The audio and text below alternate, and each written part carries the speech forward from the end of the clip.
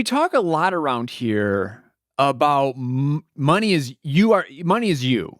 Yeah. Right? Yeah. Like it's an extension of who you are. This idea that you work at this job, you put all this time and energy in, you get money in exchange, and then what are you going to do with that? Like, how are you going to then push yourself back out into the world? I think it's really good to sit and think, like, who's that person I want to become? Mm-hmm. What is that life that I want to live, that my family and I want to live? How you make it, how you wanna make it, how you make it, how You are not alone. No, you are not. All right, Ernie, today we are taking questions because people write in with like ideas for episodes or sometimes just a question, and it's like not always enough. I mean, let's be honest, we probably could make a whole episode out of anything. Oh, absolutely. It's not necessarily enough to make like a whole episode, but they're good ideas and we want to talk about them. So you've gone through some old emails and found some good questions. So we're just going to answer some questions today. Yeah, and I think most of these are from the past year or so. So let's start with one on travel. This is from Jane. And it's a good time. It's summertime, right? It's summertime. And this is honestly a question that we get all the time. We got it at the live fan fests. We get this, it gets thrown on YouTube. It gets emailed to us. So I think this is going to apply to a lot of people. So here's the question. I would love an episode on some different approaches to budgeting for travel. Right now, I have a category with my partner just called travel, filled to 5,000, but it's empty. And I feel like it won't be a priority until I know what I'm actually working towards.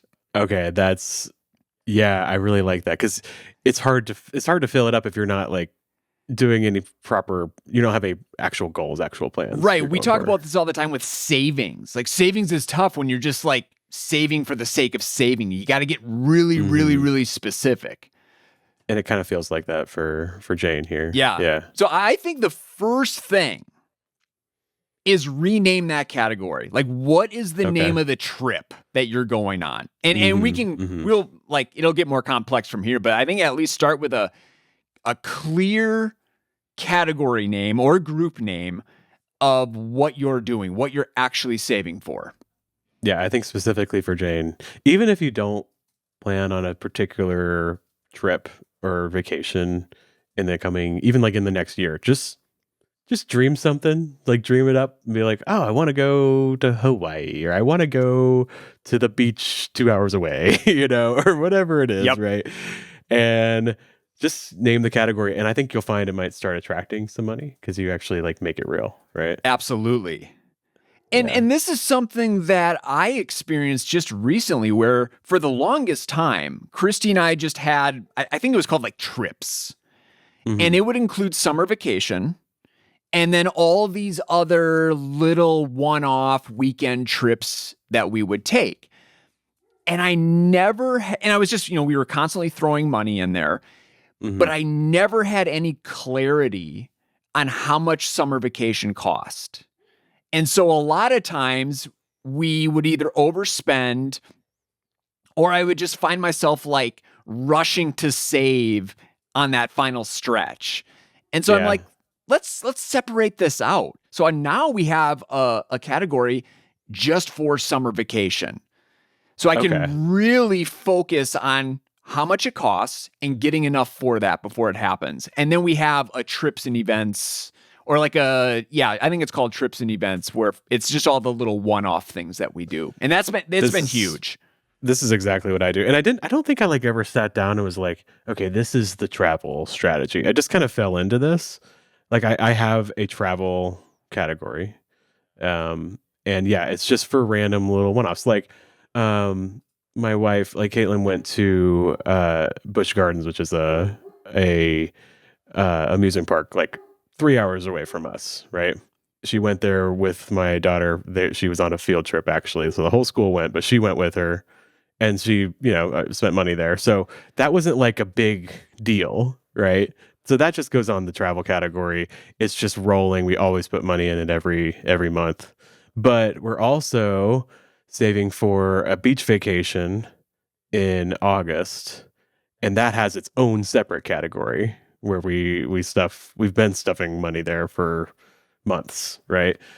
Because that's going to be more expensive. It's a particular goal, and we go after it, right? So I think if there's I think it's helpful just to kind of have there's just like stuff that happens, like little trips that you take. But if it's like a real destination and it's a real big vacation, have a separate category for it as well. Yeah, and if you're planning multiple trips, okay, you're going to have multiple categories then. That is totally okay. And we'll get to this, but when you're done with the trip, you can get rid of that category. You don't need to keep it around forever. I think that's what people might be scared of, is building up all of these travel category, the clutter in the plan, but you don't need that.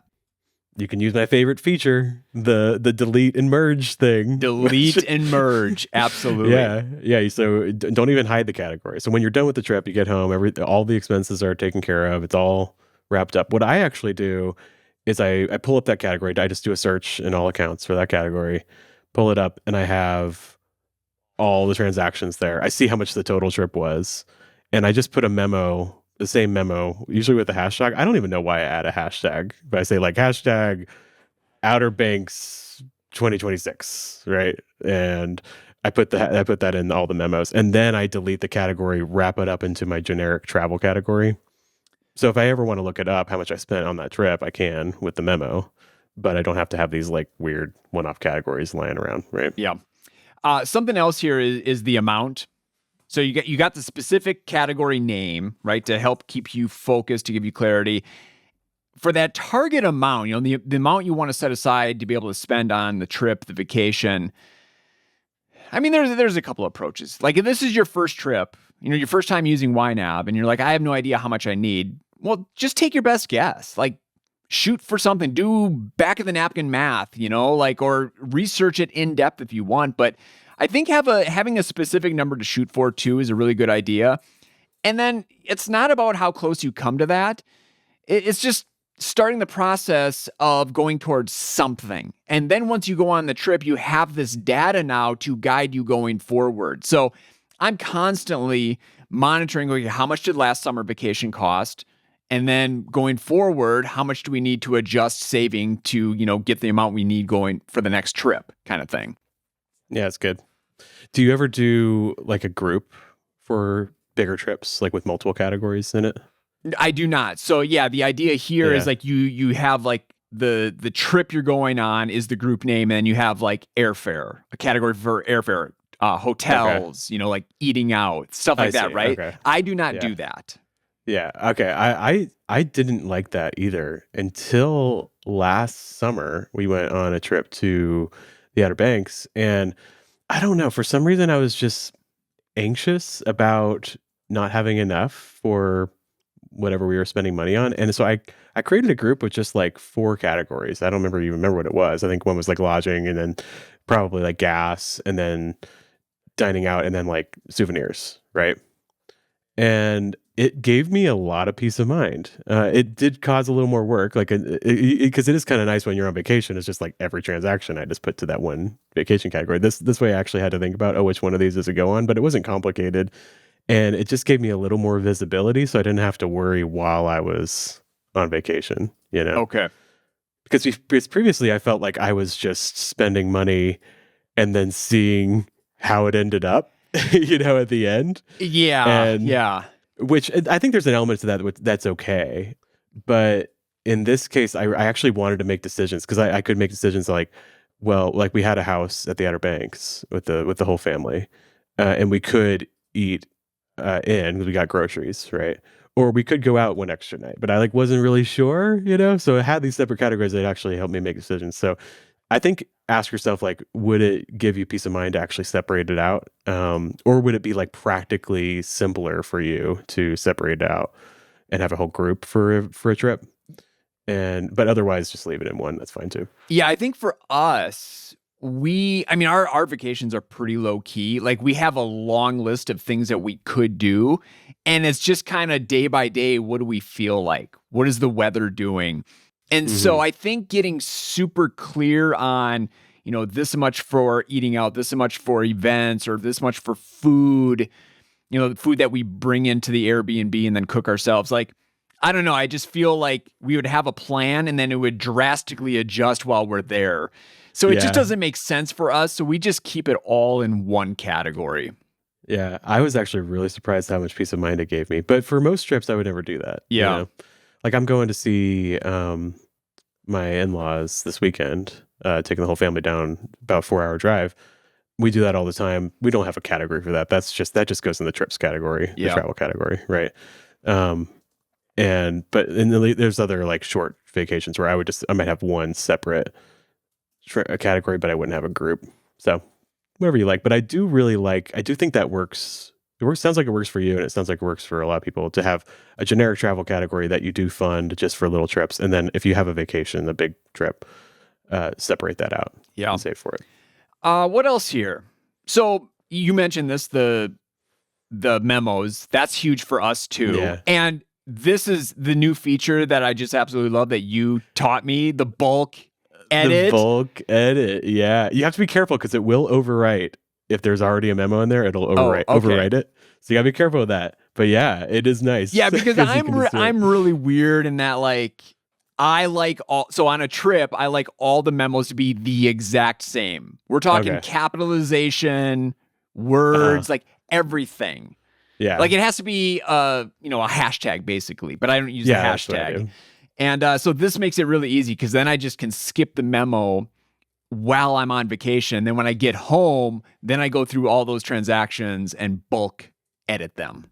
Yeah, it's very, very satisfying. Yeah, I do that. If I want to have like specifics, like the name of a restaurant or something like that, I'll do a little pipe. I love the pipe. That's a character. Yes. It's not a slash. It's a pipe. This is straight up and down. It looks so sharp. I love it. Sharp. Everybody should make more use of the pipe. It's above the enter key. Anyway, shift. But yeah, you know where the pipe is, the thing. Anyways, so I put the hashtag for the same for all of them, and then pipe any more information I want to put. And it's very satisfying. So that's what I do with my memos. And I think it's also worth calling out. This would be, we're talking travel, right? This is where memories are made. This would be a great opportunity to use the new photo feature as well. Totally. So a great meal. I would take pictures of, golf courses I was playing, different family events. So, because then it is fun to go back, like you go back the next year and you're like, oh, how much did vacation cost? And then you start looking at all the pictures with these transactions, like, oh, bring back some good memories. Yeah, and it could be practical too. Like, what was that ice cream place we went to? I mean, you could say the name of it, but you could also like have a picture there. And it might bring back more memories, like, oh, I remember that ice cream place. It was terrible. Let's not go there. Yeah, because we go. I mean, we stay close generally with vacation because we're taking Ridge with us, the dog. And we generally go to the same place. We've been going to Grand Rapids, Minnesota for a number of years now. So like, it is fun to go back and like, oh yeah, what was that restaurant or what was that ice cream place? I love that. Yeah, I feel like the pictures just kind of supercharge it, and you have just kind of a place to store memories there. And I think it's kind of nice because like you'll come across them like years from now, and be like, oh yeah, and you can reflect on your spending with a little more memories attached. So I think that's special. And then we talked about this, but just to kind of wrap it up, when you're done with the trip, if you don't need that category, you can delete it. And then YNAB will ask you to merge that category history, that data, with another category. And that's where you would just kind of select your general travel category and be able to retain all that data. Yeah, I like that. Let us know if you do it a different way. I'd like to hear. Oh yeah, and that's I'm glad you said that because, and I wanted to say this at the beginning, but I completely forgot. I would love to hear from the community on how they would answer these questions. Oh yeah, all of them. So for sure. Yeah, please share your input. Just go to the YouTube video and on this episode, tell us how you would respond to a particular question. That would be good. Okay. Yeah. And if you want to send us privately, or you just don't want to go on YouTube, if you're listening on the podcast, budgetnerds@ynab.com. Awesome. All right. Daisy Olivia on YouTube, that was the YouTube username, said, I have a lot of true expenses. How do you know which ones to fund if you can't fund them all? Plus, I am not 1 month ahead yet, So would you fund true expenses or 1 month ahead or a mixture of both? Okay, this is a good question. And what do we mean by true expenses? Let's talk about that first, Ernie. Yeah, we're talking about those non-monthlies, the things that you Mhm. don't spend money on every single month. So some of them are predictable, like your every 6-month life insurance premium. Some of them are unpredictable, like that car repair. You don't have any idea when it's going to happen or how much it's going to cost. And around YNAB, just boom, every month, we set a little bit of money aside for all of those non-monthlies so that when they happen, we're ready. There's no surprises. Yeah. I like to think of them, you're taking these big expenses that tend to surprise you and you're kind of turning them into little monthly subscriptions. Is the way Yes, to think of monthly it. subscriptions. Just by Now, setting money aside for it every month. I responded to Daisy on YouTube. Okay, what'd you And so say? why don't you go first? Oh, I think I okay. remember what I said. I don't know, I'll probably say something completely different right now, but you take it first. I want to see how you respond. Yeah, this happens all the time because like the prioritization process is you got to take care of your bills first, like your regular monthly things, like the things that are more urgent. And we often tell people to say, what does this money need to do before I get paid again? That's the first thing. But then the next thing is those bills and expenses that are coming later, which are those true expenses, those non-monthly things. That's the like, next step in the prioritization process, right? And we say, yeah, set money aside for those things every single month. That way, when those things come up, you don't have to worry about it. But what Daisy is in, what her situation is she couldn't get through all of those. Like the money runs out before you can fully fund all of those true expenses. And that's normal and that happens. So how do you decide which one to go for, right? Do you think I'm framing the question right? Does that make sense? I think you're framing it perfectly. Okay. Yeah. So I look at it as there's two like elements. There's importance, like how important it is, how vital it is to your life, right? And then there's urgency. Okay. So let me give you an example. Like we're talking about travel, right? That's a true expense. That's a important non-monthly expense that is going to happen, but it's less important than keeping your car running, like auto maintenance, right? So I would go for the auto maintenance first, right? Or if you have like a once every 3 months water bill, that's more important than funding Amazon Prime that you pay once a year, right? That kind of thing. Right. Yeah, Right. I think anything with a date is most important. And then you can Yeah. kind of line those up, which happens first to Yeah, really. well, actually, I'm not even sure it's necessarily a date though, because it could be something. I keep going back to auto maintenance. I mean, that doesn't have a date, but it might be more important than like a subscription that you pay once a year. You know what I mean? Even that has a date. Yeah, I guess depending on the situation. I mean, imagine you just bought a car, or Exactly. a new to you car. You might be like, oh, this is in good condition. It's not super urgent that I put $100 aside. Well, this is the difference. Like you got the importance, but then you have urgency. Right? Yeah. Whereas if my vehicle's making a weird noise, Yeah, now it's urgent. yeah, Right? something's going on. Yeah. So, or if you're like, well, generally travel is less important than my auto maintenance, but I have a really important family vacation coming up next month. Well, all of a sudden it's more urgent, right? Because you're going to travel. You're not going to miss that. And you're going to travel soon, right? Yep. So you might say, okay, I'm not going to put as much into auto maintenance right now because I'm going to go for travel instead, right? So there's this like spectrum of importance and urgency, and you kind of have to play them against each other a little bit. And it's going to change all the time. And it can be a little tricky, but I think you can get there. And maybe you'll disagree with me on this, Ben, but I have this suspicion that generally speaking, there's an allotted amount, an allotted percentage that each person has that they put towards these non-monthly expenses. And I think it's generally the same unless someone is on variable income. Yeah. And so and it's like natural because you have your bills that are pretty set and you have your income that might be pretty set depending on how variable your income is. Right. So I think for a lot of people, it doesn't matter if I do $25 towards auto and then 50 towards travel, or should I do 50 towards auto and 25 towards travel? Like, it's the same pot, just how you spread it out. And so I made the recommendation, if you could, is there any way you put a little less towards some of those and a little more towards the others? Just so that you are covering everything, and because that just psychologically might make a person feel better. Like even if I was able to put $5 towards something, at least I did something. I took a step forward, knowing that if anything changes, I can change my plan. That's so good that you said that, because I said before, it can be a little tricky. I think it can be a little tricky when you are agonizing over like, okay, well, what's the most important? What's the most urgent thing, right? But if you know the very next step where it's like, what changes do I need to make, if any? Like that is a huge part of YNAB, is just asking yourself that question over and over again. What changes do I need to make? Knowing that that's an option, you can just allocate some money, and because you're not about to spend it right now, it's going to sit there, it's going to hang out. You can change your mind later. So don't agonize about it. Actually, I think that's what makes it become easy instead of tricky, like I said before. Instead of agonizing over, okay, what's most important?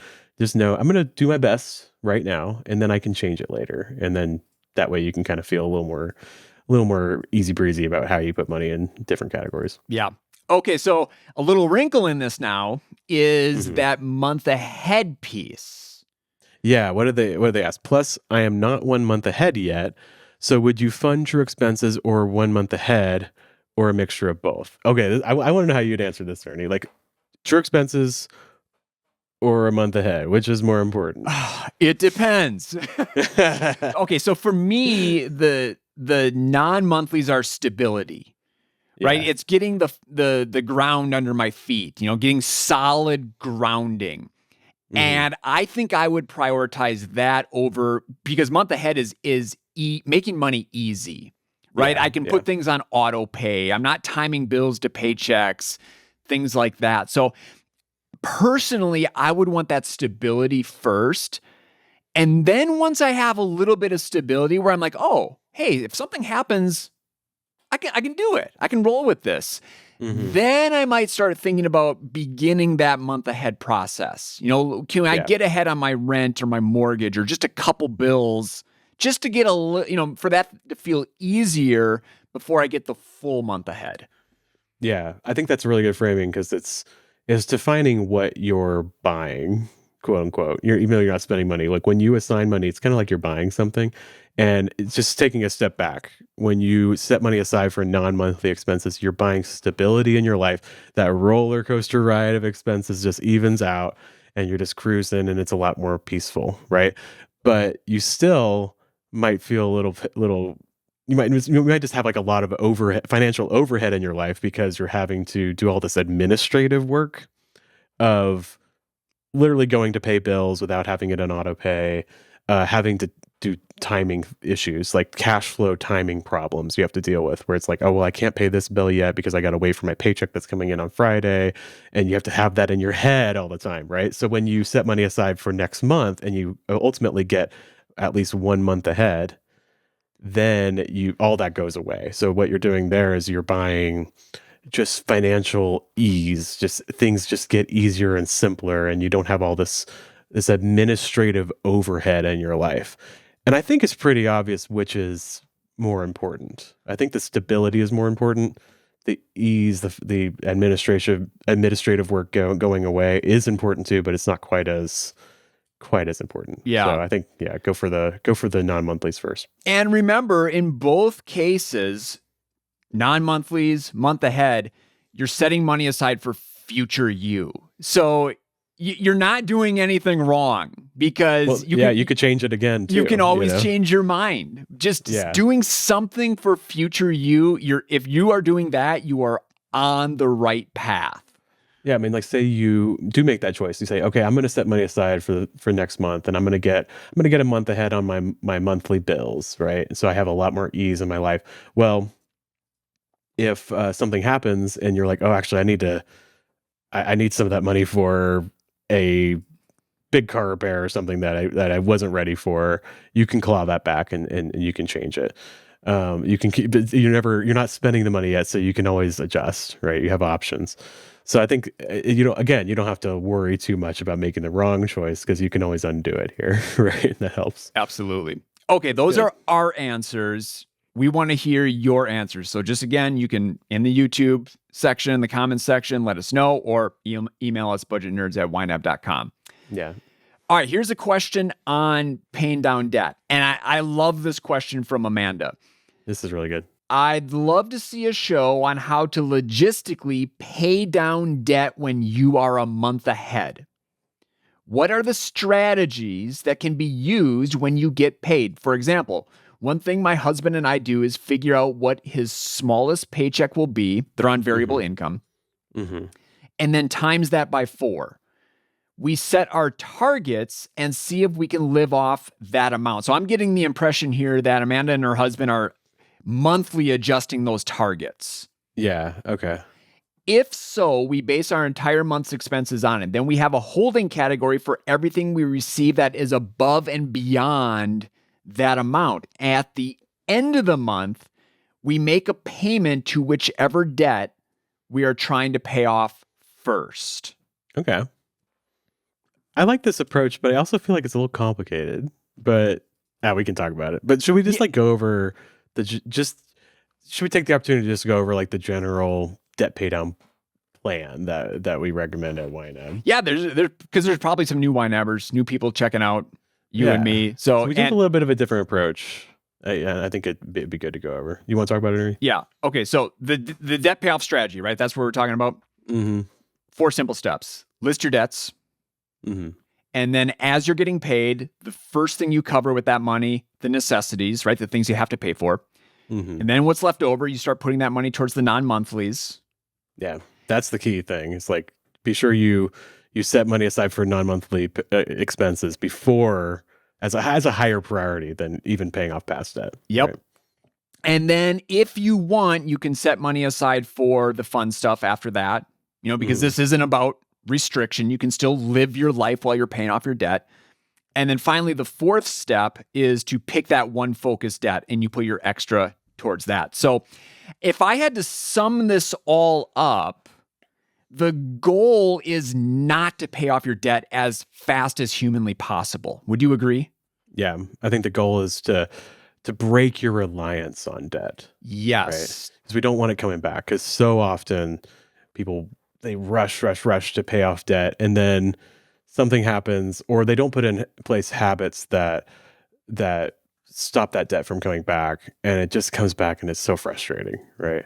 So really breaking your reliance on debt by saving for those non-monthly expenses is key here, right? Absolutely key. So let's break down this approach. I had the first thought, with it might be a little more complex than necessary. Whereas, they're looking at what the smallest income possibility could be and then basing that month around that future month around that. I mean, you can definitely do that. My worry is just that it would start to feel really restrictive. We can't do anything. Yeah, that's my fear too, is like, I feel like there's a tone here of spending as little as possible, right? Yeah. Which I understand, like going for that as a sprint to maybe knock out some debts. But if you're on a long haul, like it's not going to be super sustainable, And that's the thing. We have no specifics on this situation. So Who knows? Maybe, they're like $3,000 away from being debt free. Right. Yeah. And shoot, if I was that close, I would like eat beans and rice and do nothing, But if you're going to be in this for a while, like you need to have a sustainable pace. And the approach I like to take is just pick an amount. Say the credit cards are going to get $200 a month or whatever amount it is. Just pick the amount and just go with it. Just stick with it for a while. And that way you're not in this constant place where you're like, well, I know I set money aside to go out to eat, but what if I didn't? You constantly get into this place where you're second guessing every single purchase because ultimately you're like, well, everything should be going to the debt. Everything should be going to the debt. It's like, no, pick an amount that you're going to send to the debt and just stick with it. And that way you don't have to think about it all the time and the worry starts to go away, right? And I do think that this approach, well, I think it's really admirable. I think there's a tinge of that where it's kind of like, well, obviously we just have to restrict ourselves as much as possible because we're bad and we have to get rid of the debt, right? So it's just kind of almost like a qualitative. It's just kind of a vibe that I'm noticing in the question, you know, what I mean? Where it's like it's really focused on restriction. But maybe it's not for you. I don't know. Maybe you don't feel that way. But I get that vibe. So that's something I want to be careful about. Yeah, and I wouldn't want to be constantly changing those targets. But, you know, maybe it's built into their YNAB meeting. I don't know how often they get together, maybe chat about this thing, but maybe they'll enjoy doing it. I don't know. But yeah, that'd be something once to think they pay about. off the debt, they'll loosen up on it a little bit and not have to make changes all the time. But yeah, I think what we're getting at here is like you want slow and steady progress, not this like frenetic, constantly figuring out how to get more and more and more to the debt. Like just picking them out, just go for it, just steadily plod along, and you will get there. I think you might even get there faster because you won't have these periods of time where you are restricting yourself so much and then you kind of stop, or you have this like, because I see so often people who are like restriction, I'm bad, I gotta punish myself, and then they're like, God, forget it, and like they just like completely they either like rebel against it actively, or they just get tired and they just stop and they slow down. It's kind of like it's like the turtle and the hare kind of a situation. You know what I mean? Yeah. You stop, you get tired, and you lose the race, right? Just slow and steady. Like pick the amount and go with it, and that way you don't have all this constant second guessing all the time. All right, let's spend a little bit of time on picking that amount, because what I love about this approach, and I don't think we talk about this a ton, at the end of the month, we make a payment to whichever debt we are trying to pay off first. Yeah. I love that they wait until the end of the month. So I have this suspicion, and I was guilty of this myself. So when paying off debt, I would make that debt payment as soon as I possibly could. And oftentimes it was at the beginning of the month.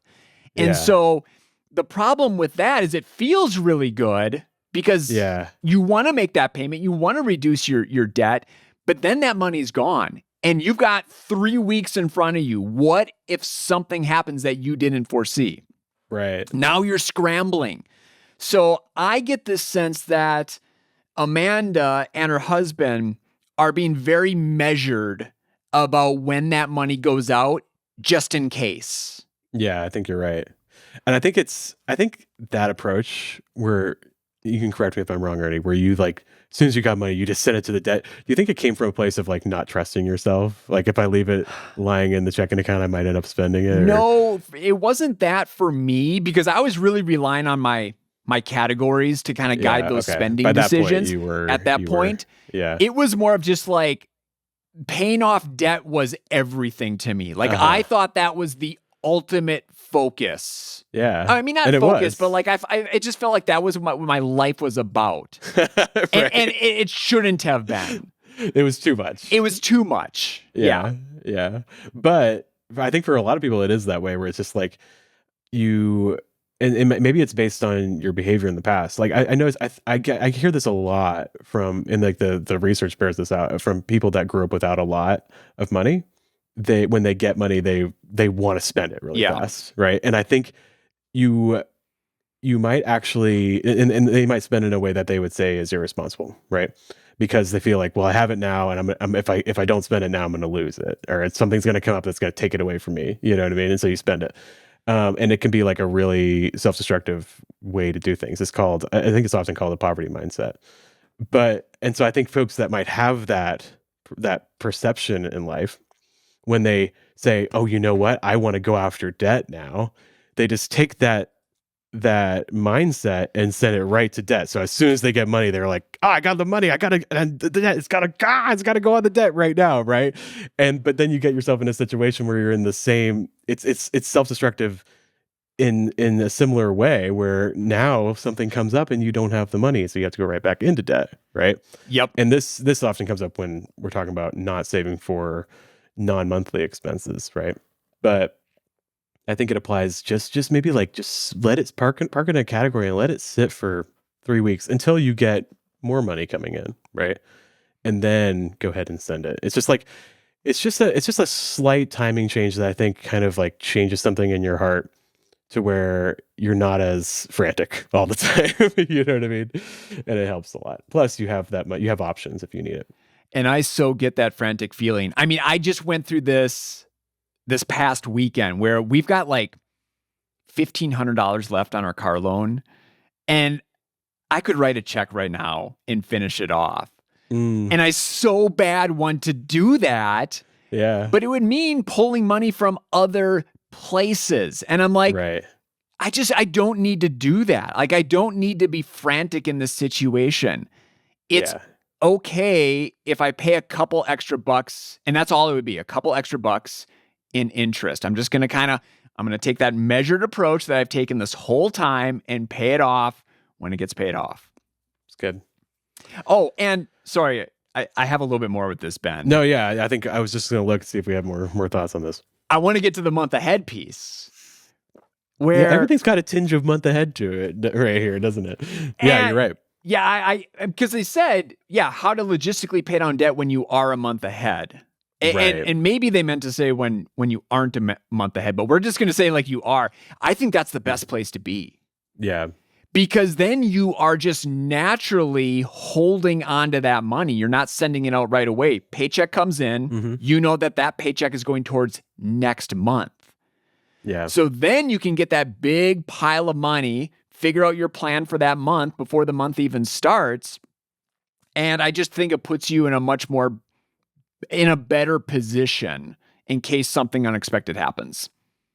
Yeah, it's funny because I think this often happens. This happens to me when I'm saving for something or when I'm paying off debt or all sorts of things. This happens where you're a month ahead and you, by nature, you set money aside for that, and it's just sitting there for 30 days before you spend it. And you get to the end of paying off a debt, and you're like eyeballing that. It's like, well, it's sitting in next month, but like, why don't I just take it and finish up right now? I think that's fine. Yes, absolutely. But when you habitually do that and you're no longer a month ahead anymore, that's when you run into these administrative problems all the time. So I think just chill, just let it sit, and when the time comes, you'll pay it.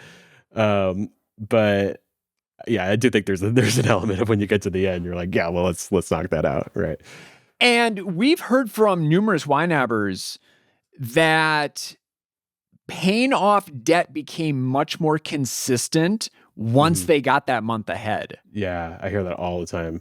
So if you're someone who's focused on paying off debt right now, maybe this is the next step. You keep paying the minimums on your debts, of course, but maybe you spend a little bit of time trying to get a month ahead or a partial month ahead just so that you can more consistently tackle your debt.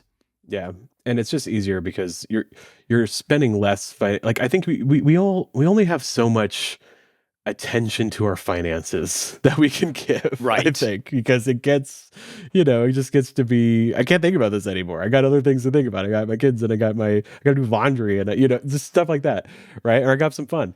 So if you can spend less of your financial attention on silly things that don't really matter in the long run, like timing bills to paychecks and administrative things and making sure that you have enough money in accounts so you don't overdraft when this bill comes out, and just like all these little scheduling administrative problems, then you have more energy to think about, okay, what do I want my life to look like?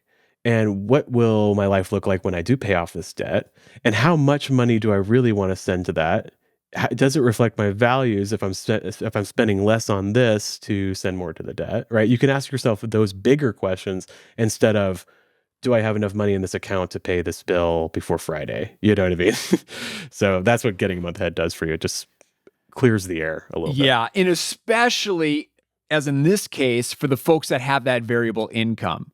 Because before the month even starts, you know where you're at. Oh, this is a less than expected month, or this is a more than expected month. Yeah, I didn't even think about that because the situation man is in, it sounds like they're not a month ahead, but they're basing their plan on like the smallest paycheck it can be, which I think is a good approach for like your basic targets, right? But if they were a month ahead, they would already know how much they had, and they could make a decision with all the information, right? Yep. Right in front of them. Yep. That's interesting. Yeah. Okay. Great question. And I don't know, Amanda, I think you're on the right track. Things sound great. I think you're doing great. Yeah. And who knows how long ago was it when you did that? If you're listening now, let us know where you're at now. Maybe you're already done with all the debt. Yeah. Who knows? All right. This one is from Andrea, and I really like this one. It's just, I like the way you captioned this one for me, Ernie. Said, now what? And this is what she asked. She said, I have my job loss fund fully funded. Way to go. I have my next vacation, car maintenance, etc., all fully funded. So what do I do now? I'm not sure what other goals I should have for my finances. What specific things should I be funding? Yeah, this is good. So you have made it, Andrea. Yes. You are at the top of the financial joy pyramid. I don't know. And you're not a billionaire. You're just secure. You're stable, right? I think that's what you're going for. You've done these things, and you've put in place the habits that are going to keep you there, right? So now what do you do? What's next? Have you ever been in this place where it's just kind of like, I don't really have a big goal I'm going after right now, and it can be kind of disorienting, right? I felt this way after we paid off our final student loans. We still had the mortgage debt, but I'm like, I'm not tackling this right now. And I was kind of like, well, what do we do? Well, for you were like, this is the essence of my entire being. This is my purpose for living, is paying off this debt. Who am I now? I mean, it's true though. Like, especially if you have your head down on something for a long time, you're like, it's always anticlimactic. Sometimes it's just like, I thought like the heavens would open up when I paid off that last debt, but now I'm just kind of like, oh my goodness. Now what? So anticlimactic. Seriously, I remember thinking something along the lines of, that's it? Like, all of this money, all these years for this? Yeah, it just kind of, it goes quick, you know? Even when you like get the exciting time of like, okay, I'm going to reallocate all of this new cash flow. It's good. It makes your life so much better, but it is kind of like, well, that happened pretty fast, right? Yeah. Yeah. So yeah, I think there is an element of this where it's just like, if you don't have a goal that you're going after, it can be a little disorienting. And what do you do then? And I do think there's a lot of value. Now, this is assuming you're in a place where you do have some extra, like something that you can go after. Like if you guys are like, I'm not gonna listen to this part because I'm just focused on putting food on the table, right? That's your goal. You're not going to be feeling this way. But if you're like, I've done these things to get stability, and I don't really have something I want to go after. Yeah, what now? What do I go after? And it can be a little disorienting because you're not sure why you're doing any of it. Like, why am I paying attention to my spending? Why am I doing YNAB even if I don't have something I'm going after? So I want to speak to that first, actually, because that's not something I was planning on talking about. But like, if you're not paying off debt, I think a lot of people might say like, well, I'm not paying off debt. Like, why do I even use YNAB? Like, what's the point, right? I think we should speak to that a little bit, because I think there's a perception that like the only reason why we plan our spending and we do all this work is in order to go after that big goal. But that's not the case, right? Yeah, because we talk a lot around here about money is you. Yeah. Right? Yeah. Like it's an extension of who you are. This idea that you work at this job, you put all this time and energy in, you get money in exchange, and then what are you going to do with that? Like, how are you going to then push yourself back out into the world? And that may sound, a little woo-woo to some people, but that is life right now in, Western society here. So I think it's really good to sit and think, like, who's that person I want to become? What is that life that I want to live, that my family and I want to live? Yeah, and that's why we send attention and energy toward how we spend our money, because it's how we spend our life. You know what I mean? Like if you just spend however, you spend your money however, like just without even thinking, you're kind of spending your life without even thinking in a big way. Like it's like tied to your time. You gave up a lot of your time and your energy and your attention for this money. And so if you don't pay attention to how you spend it, it's almost, I don't want to say like you've wasted your life, but like it is those are kind of the stakes. You know what I mean? I mean, I feel like anyone could look at my spending tab and look at the past 3 months and get a really good sense of who I am, who my family is, and what we value just by looking at the individual spending transactions. Yeah. And it's important that you pay attention to that, because it's your life. Like this is your one precious, beautiful life. And the way you spend your money is the way you spend your life in a really big way. So it's important to think about, right? Even if you don't have to have a big goal you're going after, that's why it's important to give attention to how you're spending your money, right? Yeah.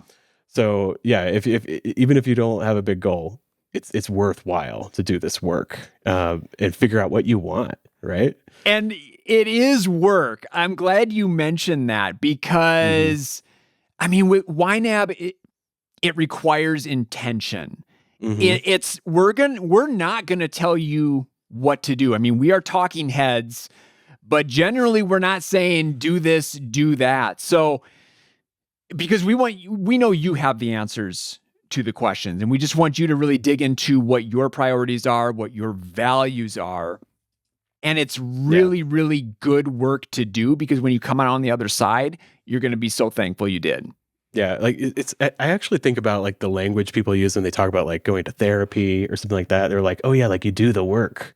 You know what I mean? Yeah, like, yeah. Like it's emotional work, and it's valuable because you know yourself better, right? And YNAB's kind of like that. Like you're doing this work, and it's emotional. It takes attention. It takes focus. It takes intention.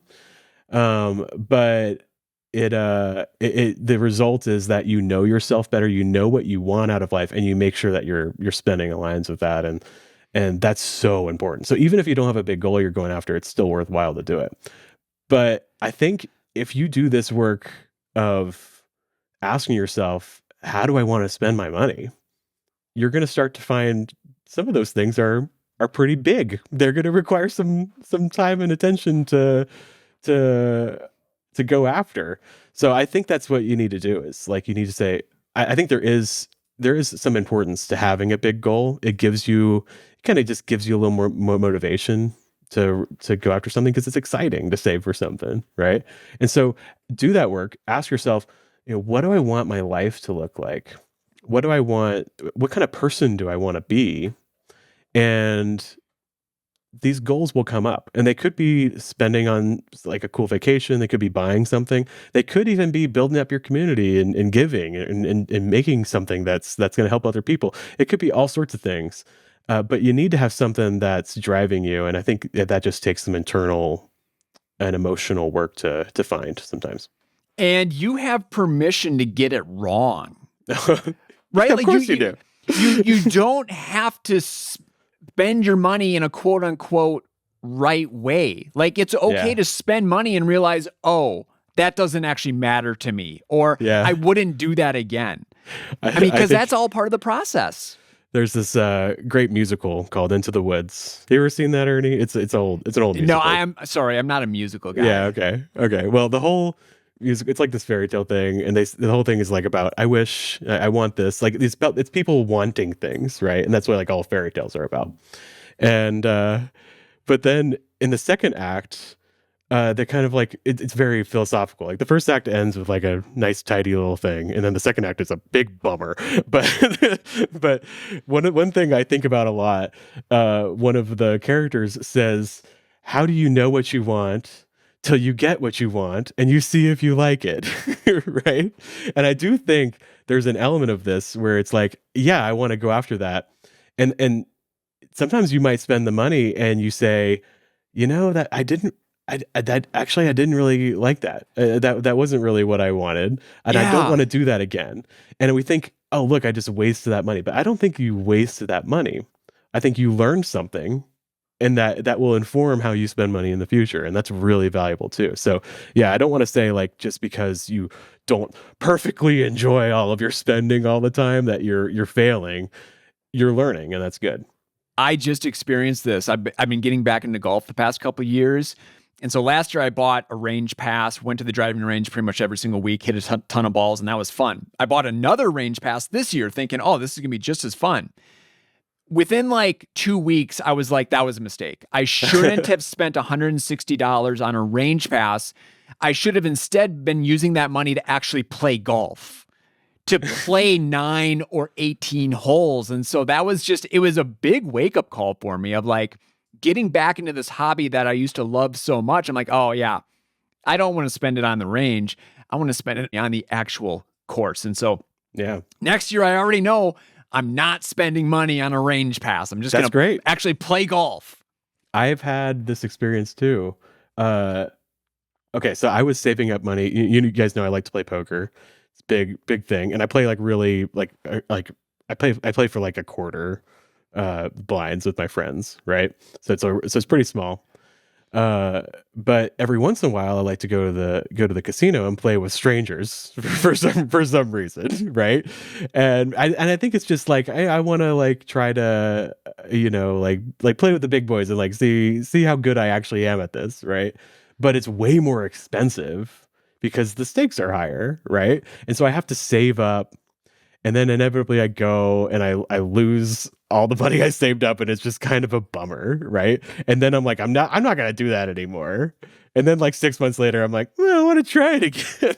You know what I mean? And I've done this like a couple times. And sometimes I do all right, but like a lot of times I don't do well, and it feels like a waste. You know what I mean? And so I was doing this. I was saving up to go to the casino with some friends and play higher stakes than I normally do. It's still the lowest possible stakes you can play at a casino, but anyway. And then I heard that there was a Lego set coming out. It's Minas Tirith. This is so nerdy.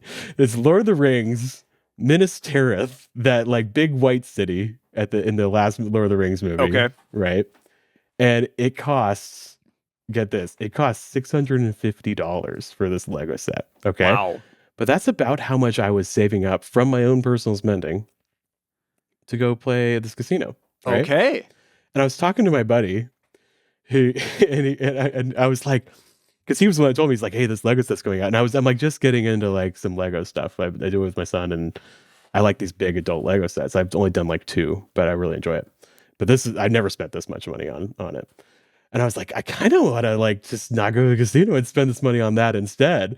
And he was like, yeah, maybe you should. And I was just like, but if I go to the casino and I win, I could have both. And he was like, Ben, that's like the most degenerate thing you've ever said to me. Right? Like this is not a good way to think of it. Right? Oh, so I was like, you're right. And he was like, I'm all for mental health hobbies and spending money on mental health hobbies. He's like, building some Legos over like the course of several months, this huge Lego set is a mental health hobby. It's very fun. It's very soothing. Going to the casino is not that. Right? And so anyways, I decided to spend the money on this instead. And I just felt like crazy spending this much money on a giant Lego set. Let me pull it out. Show and tell. Ugh. Look at this thing. Holy. Yeah, it's huge, right? Yeah. Did you say how many pieces? This has, let me get it right. I gotta get the camera, the mic in my mouth. This has 8,278 pieces. Wow. Okay. And I'll probably be working on this for maybe like a couple nights a week for like 3 or 4 months. Right. Wow. So it's well spent. And I built this. This is the front gate part of it. Right here. Isn't this cool? If you see it in person, it's very pretty. It doesn't look that good on camera. But anyways, and I just had the best time doing like 5% of this build. And I was just like, so I was anxious about spending all this money, but I just went ahead and did it. And I knew right away after like one night of like a couple hours of like building this Lego set, I was like, I spent the money, right? You know what I mean? But it could go the other way where it's like, I went for this and yeah, I didn't really care for it that much. Like I've done with the way I spend that money playing higher stakes at a casino, right? Yep. Poker. I was like, you know what? I actually don't want to spend that money that way. And I don't really want to be the person who goes after that. I don't really think it's for me right now. Like I don't want to spend my money that way. And so I realized, so I do regret that spending, but I don't think I made a mistake. I think I just learned something. You know what I mean? So yep. There you go. There's an example. Well, Andrea, I hope there was an answer somewhere in there for you. So I know I don't know how I got quite that far. I didn't mean to talk about it for that long, but yeah, I hope that helps. And for those other YNABers that have been in a similar scenario, again, we'd love to hear from you. Yeah. Okay, final question. Another one that we get all the time. This is about taxes. Comes from Natasha. I have a suggestion for a podcast episode that could be timely using YNAB for your taxes. I do all the end of the year tax accounting for my dad's business in YNAB. I also have a business expenses category in my personal budget that I use for my own accounting. Would be interesting to learn about different ways YNAB can help us with this. Yeah, this is good. Yeah, I think there's a lot of things that YNAB can do for you. One, if you do have a business and you have, particularly if you have a separate business account, you can have totally separate plans in YNAB, which I think is really, really helpful. And I think you really should do this for accounting purposes. Just keep that money really separate. The money that you're spending and the money that you're making for the business stays in the business account, stays in the business plan. And then when you do transfer money from the business to yourself, hopefully it's going that way, right? You treat that as income in your personal plan, right? Yeah, so you can have, again, one subscription, you have as many plans as you want. Mm-hmm. And the other thing about this, with that business plan is using YNAB together. I just thought of this, is you can share that plan with those trusted individuals that help you with the business. So business partners or accountants or other finance people that you reach out to for these things. And they have all that data right there that they can look at. Yeah, that's like a visibility and accountability. It's the same thing with like if you're taking care of like an older family member, you could like get your siblings in there so they just have accountability of how you're managing their finances. Lots of examples there, right? Yep. We also have the income versus expense report. Mm-hmm. And I think what I want to highlight here is that on that report, you can see your income sources. Yeah. So all the payees of the various ready to assign transactions that you have, and this might be a good opportunity to actually go into the web app, go to the manage payees and just kind of customize and edit all of those payees so that they're exactly the way that you want them when it comes time for tax season. And you're looking at your various imports or income sources. Yeah. Yeah, because I think it simplifies your business taxes because you have that like the money coming in, the money going out, right? With the income versus expense report. And that really helps. But it also simplifies your personal taxes because you know exactly how much money came out of the business and came into your personal life as income, right? Into your personal life. So you know how much to pay taxes on that side of things too. And you just keep it nice and separate that way. Yeah. Another thing that might be helpful, a couple things, use flags and memos for tax deductible expenses. Both of those are completely searchable. So the flags, I think there's 6 flags that you can use, six different colors, and you can edit those. So you can call like your red flag, like I call mine, like, I think those are my flexible spending account transactions. And then I have one for donations, a different color and things like that. So flags can be really, really helpful in just kind of distinguishing certain types of transactions for end of the year purposes. And then the memos, of course, we talked about those with travel. You can put as much information in the memo as you want. Like, do we know what the limit is on the memo field? I don't know if there is. I bet you somebody does. I don't think there is one. I wonder about that. Can you just write as much as you want, or is there a limit? Or maybe I'm thinking of the notes section. Oh, yeah. Which we don't talk about at the category level. But yeah, you can put a lot of information in the memo field that, again, it's fully searchable. Yeah. So you can, it's really easy to find later on. Well, also the photos, it's not searchable, but you can use that for receipts, which could be really helpful. Like if you ever need to prove, maybe you get an audit, or you just want to have the peace of mind that you can back up each of these transactions as a business expense. Or maybe if you have on the personal side, maybe if you have like a health savings account and you want to be able to back up, hey, all of these expenses were actually spent on health things. There's lots of examples of that for tax reasons. You can save those receipts, a picture of those receipts right there on the transaction, so you can always look it up if you need to. And that can be really helpful too. Yeah. And when you are searching and looking up these transactions on the web app, go to all accounts. Because then you don't have to go to each individual account. And if you're on the mobile app, just go to the spending tab. That way, everything is right there in one place. It makes the searching a lot easier. Yeah. You want to look at everything at once. So, all right. Is there anything else? Oh, yeah. You can export as well. That's really important. So if you ever need to, maybe if you want to send something to a tax professional, or you just want to have it outside of YNAB, you can export all your transactions all at once, or you can select a bunch of transactions and just export those.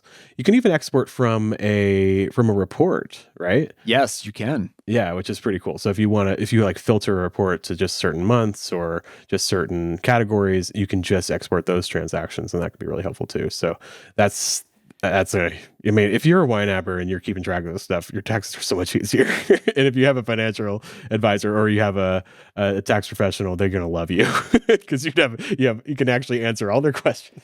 Oh my goodness. How many times have we heard from YNABers who presented all this information to their accountant, and their accountant is just blown away because they're used to a box of receipts they plop on their desk, or maybe if even that, right? Yeah. Yeah. This is way easier. So all this work of tracking this stuff just makes it all so much easier. So that's what we thought of. Again, this would be another great one for the community to chime in on. So absolutely. Yeah, if you can, leave a comment on YouTube just so that other people can see it, but you can also email us individually, budgetnerds@ynab.com. Okay. Well, that's all we got for today. Should we do some wins? Let's do some wins. All right. How you wanna make it. All right, my win comes from Sarah. Sarah emailed in, my husband and I moved from Salem, Oregon to Indianapolis, Indiana in the summer of 2024 for my job as a financial planner. My new firm allowed me to work remotely for the first few months so that my husband, a high school choir teacher, could finish out the school year. The time we had to prepare, plus knowledge of our spending and savings, is what allowed us to take a multi-step process. And here's that process. Moving into an apartment before leaving Oregon while our home was being sold. Buy our next home in Indianapolis even before my husband had his next job lined up. Wow. Then actually move halfway across the country and start our next chapter. I've been using YNAB since 2019, and all the categories and spending history built up over that time allowed us to reliably predict what we could afford for our next house. It also made each transition point possible because we knew we had the savings allocated for each step of the process.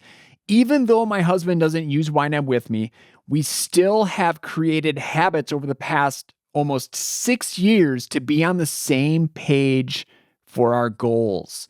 And I am so thankful to have a tool that helps my numbers-focused self beautifully organize everything and so easily see the progress we are making in living out and building towards our priorities. I love this. That is awesome, Sarah. I love how you highlight the clarity that you gained. And boy, I would love an update on this one. How's the new job going for both of you? What's that new house like in Indianapolis? I love this story. I also love how you mentioned that your husband, not a budget nerd, right? He's not interested in using YNAB, but you guys are still on the same page. Yeah, it's huge. That is huge. Yeah, I love this. I feel like it's a good one for this episode because we kind of have both elements of YNAB here, where there's an element of YNAB where it's like a little more woo-woo, like we were talking about, where it's like discovering what you want out of life and making sure you spend that way and feeling more peaceful and more hopeful about your finances. But there's also just a very down-to-earth element of it, like we were talking about with just the taxes, where it's just like, I have a record of everything and I can make decisions based on that. And I can always look back and know where I stand. It's just very, it's just very down to earth part two. And they kind of both work together and they both inform each other. That's huge. Yeah, I love that too. All right. I have a YouTube comment, very short, from Margaret. Said, my latest win, getting my sister added to my family plan. She has a long road ahead of her, but I'm glad I can pay back all the years of encouragement that the YNAB community has given me. Oh, isn't that awesome? Love that. Yeah, so it sounds like your sister has some hard things she's facing, but you were able to add her with YNAB together and just get her going. And it sounds like you're gonna be able to be there to help her. So I love that. And I love that you brought the community into that. Like, you got all this encouragement from the community and you can pay it forward for somebody else. That's awesome. If you have a YNAB win, big or small, please tell us. You can leave it as a comment on the YouTube episode. Otherwise, email us at budgetnerds@ynab.com. All right. Well, we'll see you guys very soon. Until then, happy YNABing. Happy YNABing.